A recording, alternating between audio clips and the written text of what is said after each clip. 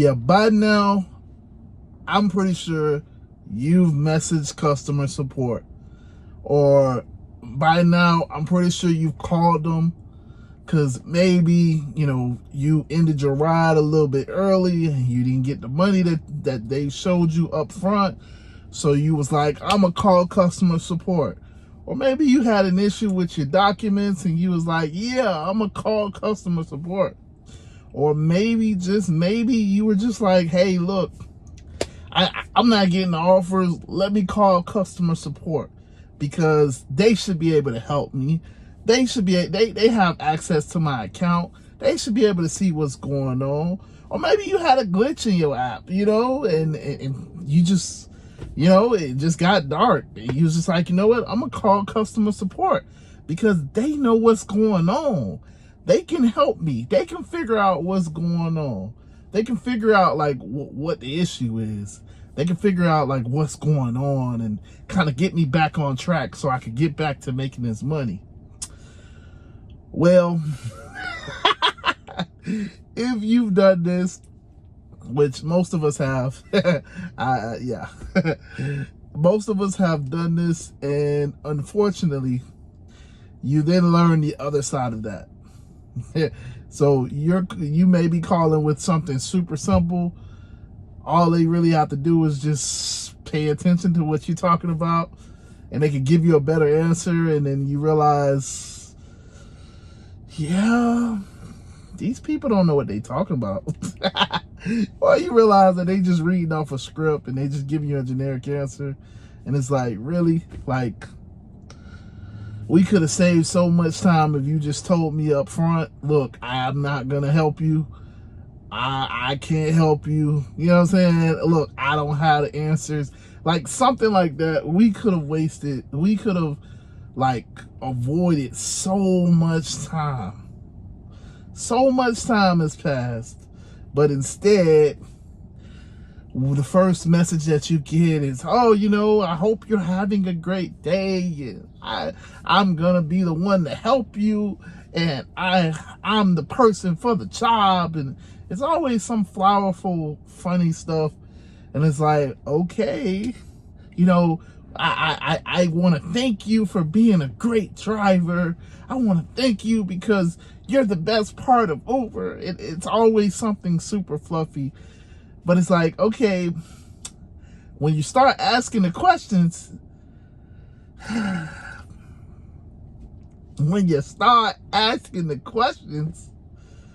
it's like, what was it? Okay, yeah, but I thought you said you were the person and you were the go-to person.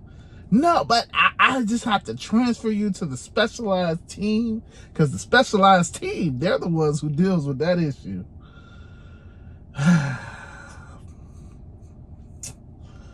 But I could have sworn that you said you were the go-to person.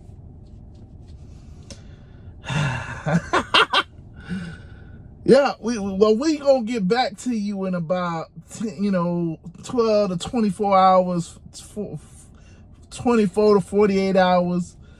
We gonna get back to you. When you close out this chat, we're gonna get back to you. You're gonna get a immediate email.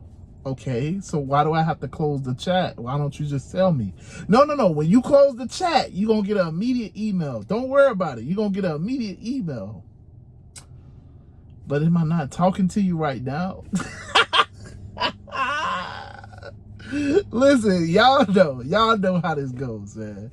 If you're not talking to the little chat GPT bot or whatever in the beginning, when you finally get a person, it's like a victorious moment because it's like, yes, I got to a real person and they're gonna help me. And then it's just like so defeating when you talk to them because it's just like, I probably would have did better if I was just talking to the little bot, because this is just foolishness. Either they don't read your message or they just repeat a script. And it's like, again, I could have just stuck with the little bot. At least I know what I'm getting with the bot. The bot isn't trying to fluff me up and make me feel better. Like the bot is just answering the questions that I have. So, yeah. So I every time I try to use, every time I try to contact customer support, I used to call them, but then it just got really annoying talking to these people, because it's like, you know, it's always somebody from way yonder that has a heavy accent. They don't, okay, if they speak English, English is like their third language.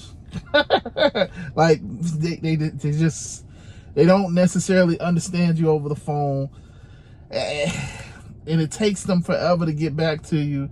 They always gotta hold on. Can you hold for 2 to 4 minutes?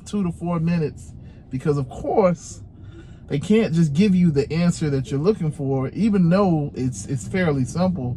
They gotta review the account, and they gotta review the information, and they gotta figure it out. You know, they gotta get back to you, is generally what happens. So it's like, you'll be there, you'll be ready, like, okay, this is a simple question, this is something super simple, you should be able to answer it. Like, you should be able to tell me what's going on, you should be able to, like, just explain the situation. And then you get that, okay, I'm gonna put you on hold for 2 to 4 minutes. And it's just like, okay, great. Yes, put me on hold. And then if you don't say anything, if you don't respond, if you don't say okay, or if you don't say yes, are you still there? Well, hey, look, since I haven't gotten a response, I'm gonna have to close the chat. And they'll close the chat on you so quick. Or you get the customer support that want to hang up on you.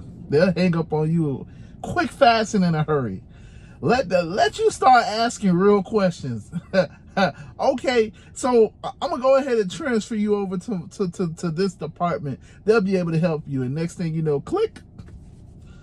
Well, damn, I thought you was transferring me. And then you try to call back and try to get that person that helps you, and it's like nobody knows who you was talking to.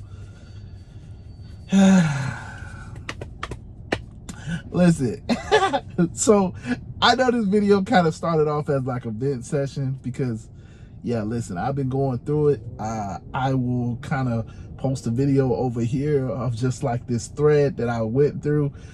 So basically the situation today is that I was coming to pick up a passenger. The passenger ordered a reserve ride.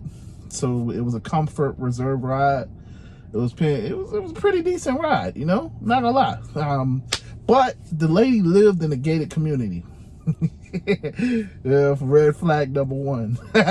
So she lived in a gated community. The problem that I ran into was that because she's in a gated community, when you get to security has to call the person and they have to let you through the gate. But all of that time while you sitting in line, you talking to security, whatever, you can't trigger the timer to say that, hey, I'm here. You guys know, when you get to a person's place, it triggers the timer because you're at that location, and the location, it triggers your timer, your wait time timer. So because she's in a gated community, she has to buzz me in, basically. Well, today, and this is a reservation, so today I couldn't get to the gate because this lady said, I didn't order no Uber. Ma'am, your name is so-and-so, right? Yeah. Your address is so-and-so, right? Yeah. Okay, you talking to me on your cell phone, right? Yeah. You looked in your Uber app? Oh yeah. I looked in my Uber app. It's a it's a Tesla coming my way. The name on the top of the Tesla, it say Nick, right? Yeah. That's what it say. Okay. So yeah, you ordered an Uber and I'm here. I'm your driver for the day. Like, yeah, I'm here. I just need you to let security know so that they can buzz me in so I can come and pick you up. Oh, but I didn't order the Uber. I don't even need the Uber until like 5:30. At this point, it was 4 o'clock.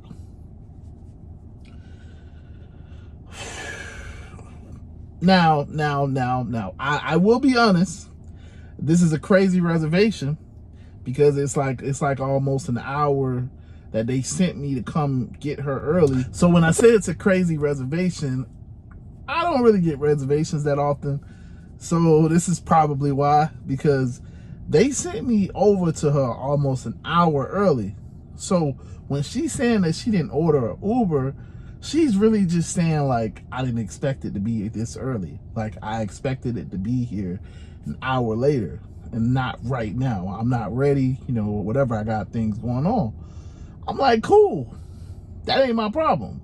They sent me over here because this was one of those that popped up and it didn't necessarily say, you know, like it wasn't in the opportunities tab. It didn't pop up as a regular reservation. It, you know, they be hiding information in the offers and stuff. And so when I actually got there, it's like, oh, this is a reservation. So I'm like, all right, cool, whatever. So I contacted customer support because I'm like, yo, I can't get in the gate. She's not letting me in the gate. So you would think I learned my lesson. I wanted my cancellation fee because it's a reservation, man. I just wanted. But yeah, so as you can see in the thread, they just really wasn't gonna help me, man. And I was trying to get the cancellation fee. So I didn't expect much, but the point of this video, I mean, yes, I had to rent at first, but the point of the video is, you see all of that time that I wasted trying to talk to customer support just for them to just keep repeating the same thing? No help at all. So I try to use myself as an example. A lot of you guys love to run the customer support. You oh, they didn't pay me the same amount. Oh, you know, my car is not on the profile. I don't know, yada, yada, yada. A lot of you guys run the customer support, you know, and it's like, is it worth it? Is it really worth it? No, because they don't know what they're doing. And this is a perfect example. So I hope it all makes sense. I hope you use my story to just remind you, look, if it's a customer support issue, just move on, man. Because they're not going to help you. They're not going to help you. But yeah, with that being said, man, I am out of here. Hope you guys are making money. Hope you're having a good day. Deuces.